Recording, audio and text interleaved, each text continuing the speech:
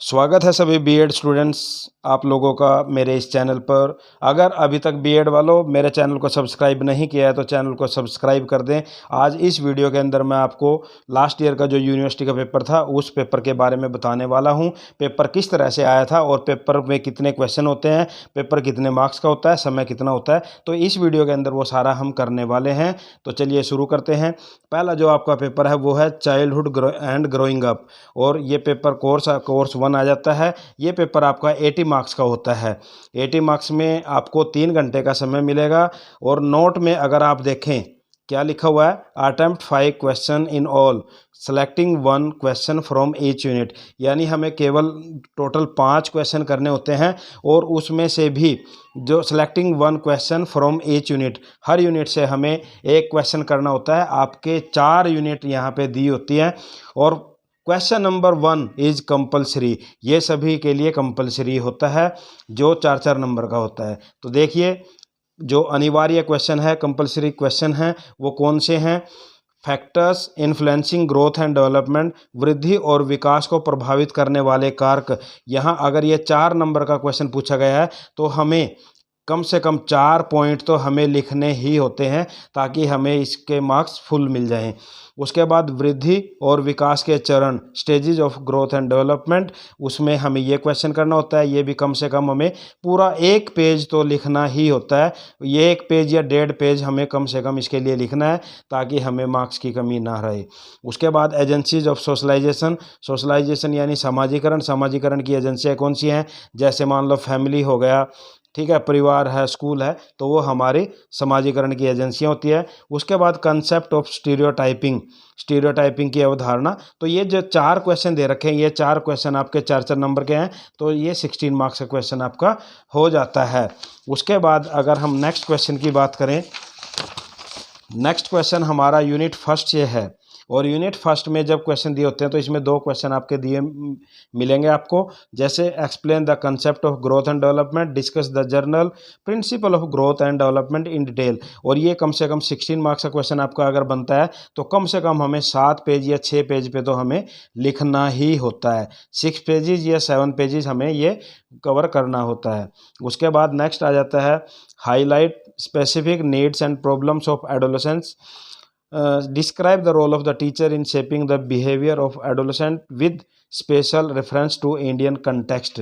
अब इसमें क्या आ जाता है भाई, जो किशोरों की विशिष्ट आवश्यकताओं और समस्याओं पर प्रकाश डाले, भारतीय संदर्भ में किशोरों के व्यवहार को आकार देने में शिक्षक की क्या भूमिका है। तो ये भी अगर 16 मार्क्स का क्वेश्चन है तो दोनों में से आपको एक करना है और कम से कम 7 पेज या 6 पेज आपको लिखने ही हैं।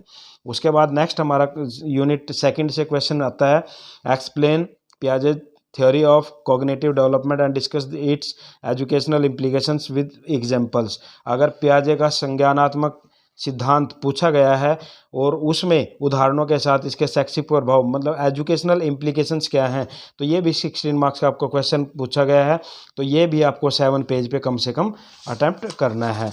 उसके बाद नेक्स्ट हमारा आ जाता है यूनिट सेकंड से ही क्वेश्चन आ जाता है, जैसे Kohlberg's theory of moral development is equally appreciated and criticized. Justify this statement with suitable examples।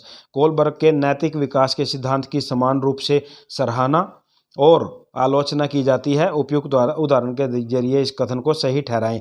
देखिए जब भी आपने कोई क्वेश्चन करना है ना, सबसे पहले उसके अंदर मैंने पहली वीडियो के अंदर बता रखा है भाई क्वेश्चन को कैसे अटेम्प्ट करना है। तो इंट्रो जरूर आनी चाहिए, उसके बाद मीनिंग निकलना चाहिए, उसके बाद डेफिनेशन आनी चाहिए, उसके बाद आपकी एक्सप्लेनेशन आएगी, चाहे वो पॉइंट्स में हो, पैराग्राफ में हो, और लास्ट में कंक्लूजन जरूर आना चाहिए। तो इस तरह से जब आप क्वेश्चन को करोगे तो आपका क्वेश्चन 100% मार्क्स लेके आएगा।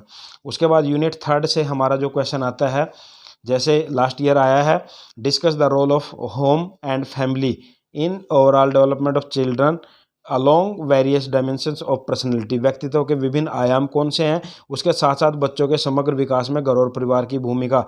अब इसमें देखिए इस क्वेश्चन को इसने क्या किया, 2 पार्ट्स के अंदर डिवाइड कर दिया। एक तो व्यक्तित्व पर्सनैलिटी और विकास में घर और परिवार की, यानी 16 मार्क्स का क्वेश्चन आपका हो गया। और जो नेक्स्ट क्वेश्चन है डिस्क्राइब एनी 2, यानी यहाँ पे इसने क्या किया, और ये ऑप्शन दे रखे हैं, 3 ऑप्शन दे रखे होंगे, तो 3 ऑप्शन में 8 मार्क्स के आपको क्वेश्चन करने हैं, तो 16 मार्क्स का हो जाता है ये भी। उसके बाद नेक्स्ट आ जाता है यूनिट फोर्थ, और यूनिट फोर्थ में क्या क्या क्वेश्चन दे रखे हैं देखिए एक बार।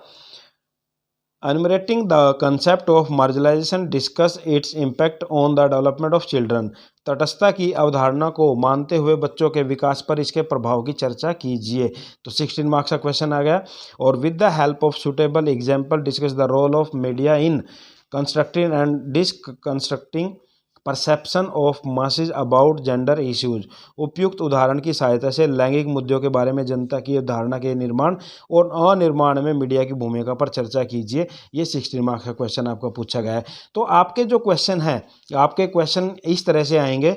इसमें आपको फर्स्ट क्वेश्चन आपका कंपलसरी होगा, और उसके बाद यूनिट 4 हैं आपकी, 4 यूनिट में से 8 क्वेश्चन दिए होंगे, यानी प्रत्येक यूनिट में आपके 2 क्वेश्चन दिए होंगे, और जो 16 मार्क्स के रहेंगे। ठीक है, तो जो एक यूनिट में 2 क्वेश्चन दे रखे हैं, तो उनमें से आपको केवल एक अटेम्प्ट करना है। ठीक है, एक अटेम्प्ट करना है। तो इस तरह से आपने करना है, तब जाके आपका ये 16 पंजे 80 80 मार्क्स का आपका पेपर कंप्लीट हो जाएगा।